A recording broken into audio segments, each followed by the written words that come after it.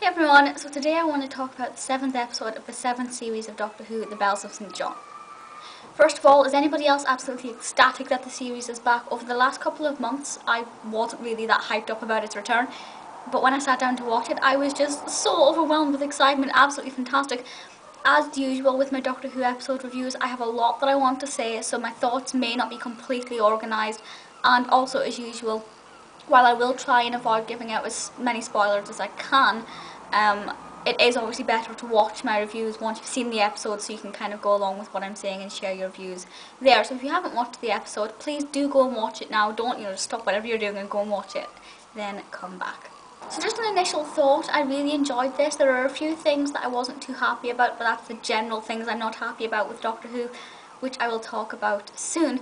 But first of all, the introduction I loved. As soon as it started, I kind of thought I was watching Torchwood, but it also kind of like The Idiot's Lantern.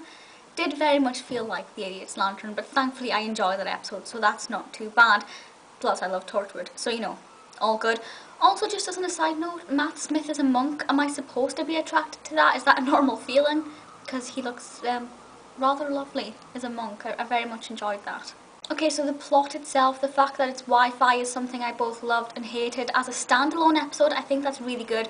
A lot of you will know I really enjoy the episodes, and like horror films as well, things like this, where the thing that we're fearing is actually something that we can encounter on a day-to-day life. For example, initially the Weeping Angels, they're statues. There are various different angel statues in the northeast of England, I've noticed. It's quite creepy. There's one literally about 3 meters from my window. Can you see the Weeping Angel statue? It's very eerie. So Wi-Fi I thought was quite interesting, plus I have a lot of issues with Wi-Fi in my life. It never does what I want it to, so I enjoyed that.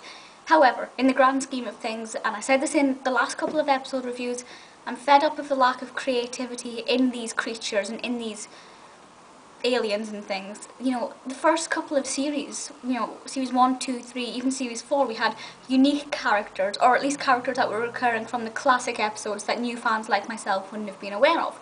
Now they all just seem really easy and really lazy, and I don't know if that's a budget issue or lack of ideas. Getting a little bit bored of that, and the next episode doesn't look along that line. The next episode looks a little bit different. So as a standalone episode, I like the concept of Wi-Fi, but in the grand scheme of all the series, not that impressed. However, RYCBAR123, I'm very excited about that. The amount of people who are going to have that as their Twitter usernames and who are going to change their Wi-Fi passwords to that is absolutely crazy. So I think that's kind of clever. I like that bit. The overall development of the episode I quite enjoyed. Something happened at around 35 minutes in. It's a 45-minute episode. Something happened around 35 minutes in that I wasn't expecting. You'll know exactly what moment it is once you see it, and I was just like, what? And then about 2 minutes later something else happened, which again I wasn't expecting. So it was quite a surprising episode. It wasn't predictable like a lot of the episodes. Credit to Moffat.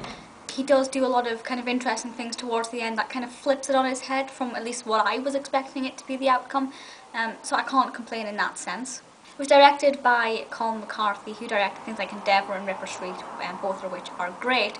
The directing is fantastic, especially since it's only set in London. It's not an extravagant episode where you have new galaxies and, as I said, you don't have intricate creatures or things that need a lot of different camera angles. But it's still very exciting, and there are a lot of things that are really enjoyable. I do wish Doctor Who Confidential was back on for this episode. There are a lot of things that I'd like to see behind the scenes of. And why is Doctor Who Confidential not on? I don't get it. Bring it back, BBC, please. We also get the new TARDIS, which I didn't think I was going to like, but I actually enjoyed it. Now, I still prefer kind of Chris Eccleston's and David TARDIS's. I do prefer those. But I did enjoy it, and it looks like we're going to start getting to see a lot more of the inside of the TARDIS, which is interesting. Part of me thinks, no, we shouldn't. We should leave that to the imagination. But at the same time, it really will allow the BBC to kind of open up their creativity and kind of show us some of this massive, massive space. So that would be quite fun. The episode is written by Stephen Moffat, and a lot of you know that I have a love-hate relationship regarding Moffat.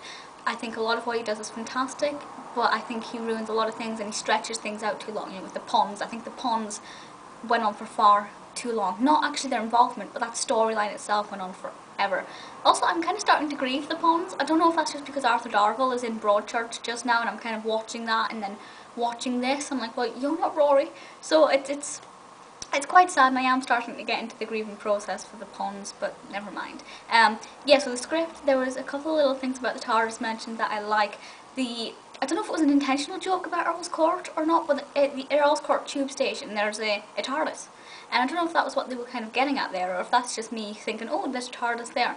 But I did like that, and if you've never seen the TARDIS outside Earl's Court, go there, despite the fact that I hate that tube line. I hate that end. It's really creepy. I mean, I went quite late at night and it was all rickety and old, so it was kind of, you know, terrifying. But you know, what else do you want from Doctor Who? You want to be scared. Celia Imrie, of course, is in this episode, and she was wonderful. I didn't know she was in this until I actually went on to IMDb about 2 minutes before I watched the episode, and she's wonderful in it. She's not one of my favourite characters, but never mind. Her outcome in this episode I thought was quite interesting and quite thought-provoking. And of course, the main question is, how did Jenna-Louise Coleman do? Fantastic. Absolutely brilliant. Of course, she's been in 3 episodes now, and 3 different characters as well, and I absolutely loved her. I thought she was brilliant. There are obviously a lot of reference to Clara, Oswald, which is great.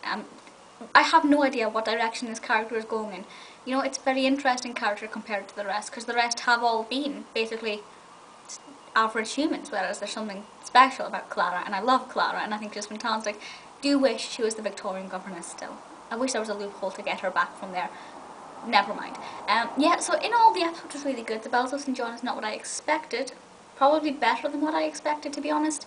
And despite the lazy creature issue that I have with this, it is very, very good, very entertaining, very well paced. So I'm looking forward to the next episode and just the rest of this series. I cannot wait. My Doctor Who reviews will be up every Monday unless I tweet or Facebook otherwise if there's an issue or something. But let me know your thoughts on this episode, and I'll see you all next time. Bye!